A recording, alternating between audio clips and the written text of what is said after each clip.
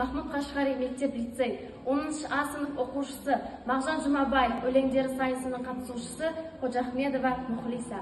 Мағжан Жұмабаев. Тұтқын. Кеудеде от, іште жалын, көзде жас. Күні-түні қайғы жұтқан сорлы бас, сабан төсек, дым, қараңғы жатағы, наны қара, шайы қара, қарны аш. Күн түсірмес, мейірім жоқ қара. Ағармай ма мұндай үйде қара шаш, жанында жоқ жанашитын жақын жүз, таспа ұрлар ыңғайына қарамас. Жарық сәуле, не ай, не күн көрсетпес.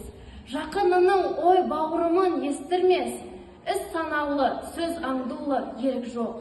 Өз қолымен ұнамды тон піштірмес. Қайғыланба, сорлы тұтқын еш нетпес. Күн батқанмен таң атпайтын түн жетпес. Ер жүректі азаматтың басына бұл жалғанда нелер келіп, не кетпес.